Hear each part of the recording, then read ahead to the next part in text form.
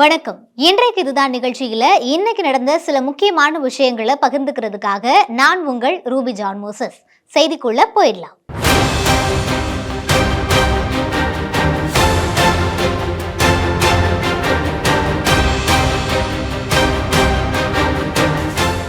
அதிமுக தலைமையிலான தேசிய ஜனநாயக கூட்டணியில டிடிவி தினகரனோட அமமுக கட்சி அதிகாரப்பூர்வமா இணைஞ்சிருக்காங்க. இன்னும் 2 நாள்ல பிரதமர் மோடி பங்கேற்கக்கூடிய கூட்டம் மதுராந்தகத்துல நடைபெற இருக்கு. இந்த கூட்டத்துல தேசிய ஜனநாயக கூட்டணி கட்சியோட தலைவர்களை மேடையேற்ற அதிமுகவும் பாஜகவும் திட்டமிட்டிருக்காங்க.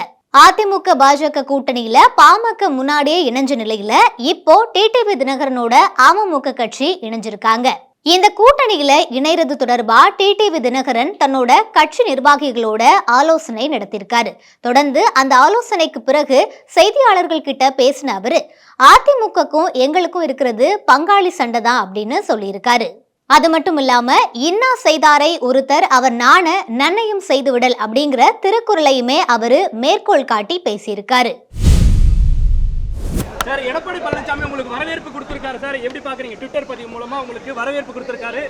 அவருக்கு நான் எனது நெஞ்சார்ந்த நன்றிகளை தெரிவித்துக் கொள்கிறேன். அவரை சந்தித்து கூட்டணி தொடர்பாக தேவை ஏற்படும் பொழுது சந்திப்போம். நாங்கள் எல்லாம் ஒன்று சேர்ந்து நாங்கள் தான் சொல்லிட்டல, எங்களுக்கு மனதில் மடியில் எந்த கனவும் இல்லை, மனதில் எந்த பயமும் இல்லை.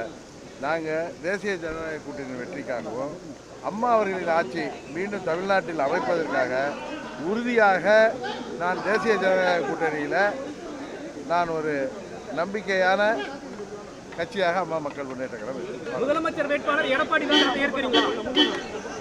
இந்திய கூட்டணியின் முதலமைச்சர் வேட்பாளர் யார் என்பது உங்களுக்கு தெரியும். திரும்ப திரும்ப கேட்டீங்க.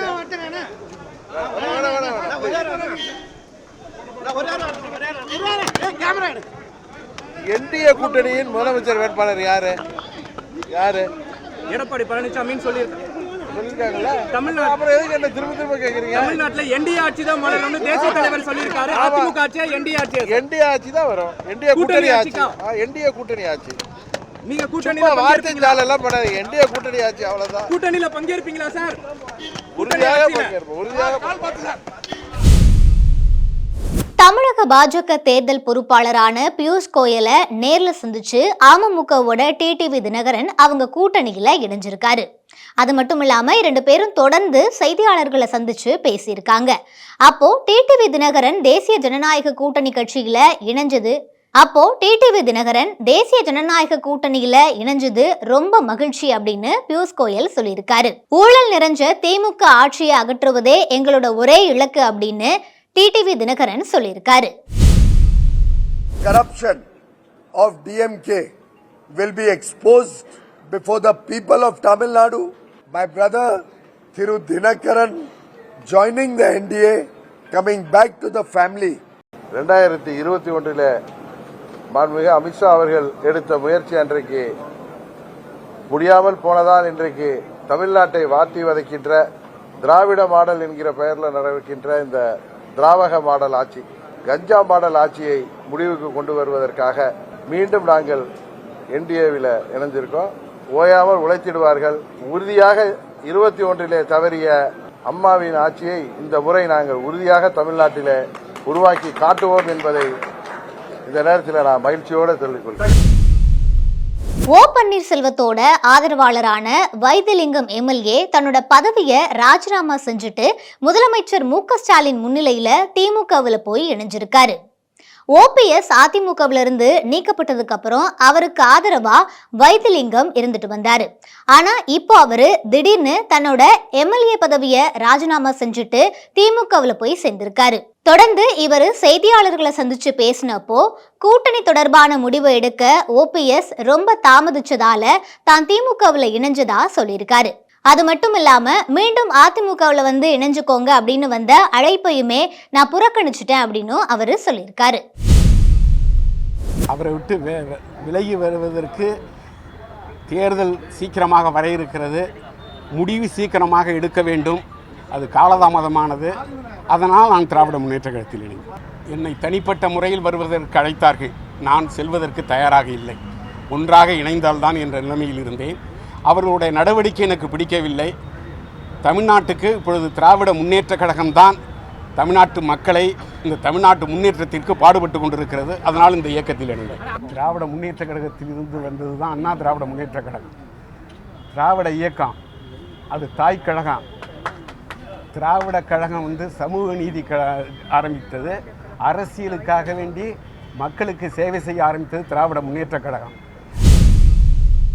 கூட்டணியில இணையிறது தொடர்பா பாஜக தரப்பிலிருந்து இதுவரைக்கும் எங்களுக்கு எந்த அழைப்புமே வரல அப்படின்னு தேமுதிக பொதுச் செயலாளரான பிரேமலதா விஜயகாந்த் சொல்லியிருக்காங்க. கோயம்பேடுல செய்தியாளர்களை சந்திச்சு பேசின அவங்க இதை தெரிவிச்சிருக்காங்க. இந்த நிமிஷம் வரைக்கும் யாரும் எங்களை அணுகவும் இல்லை, எங்களுடன் தொலைபேசியிலையும் தொடர்பு கொள்ளல. ஏன்னா அவர் எதற்கு இங்க வந்திருக்காரு என்பது கூட எங்களுக்கு தெரியாது. இதுதான் உண்மை. நான் தான் சொல்லிட்டேன், ஒரு கட்சியா நீங்க கேக்குறீங்க. எல்லாருமே எங்களுக்கு தோழமை கட்சிகள் தான், ஏற்கனவே உங்களுக்கு சொல்லியாச்சு. ஒரே நாள்ல ஆபரண தங்கத்தோட விலை சவரனுக்கு 4120 ரூபாய் அதிகரிச்சதால நகை பிரியர்கள் அதிர்ச்சி அடைஞ்சிருக்காங்க. ஒரு சவரன் தங்கத்தோட விலை 1 லட்சம் ரூபாயை கடந்து சென்ற போதிலும் தொடர்ந்து மேலும் அதிகரிச்சுட்டே தான் வருது. இந்த நிலையில இன்னைக்கு சவரன் தங்கத்தோட விலை 4120 ரூபாய் அதிகரிச்சிருக்கு. அதன்படி ஒரு சவரன் தங்கம் 1,15,320 ரூபாய்க்கு விற்பனை செய்யப்பட்டு வருது. தங்கம் விலை தொடர்ந்து ரொம்பவே அதிகரிச்சுட்டு போறதால நகை பிரியர்கள் அதிர்ச்சி அடைஞ்சிருக்காங்க. இன்றைக்கு இதுதான் நிகழ்ச்சியில இன்னைக்கு நடந்த சில முக்கியமான விஷயங்களை பார்த்தோம். இதே போல மற்றொரு நிகழ்ச்சியில உங்களை சந்திக்கிற வரை உங்களிடமிருந்து விடைபெறுவது நான் உங்கள் ரூபி ஜான் மோசஸ்.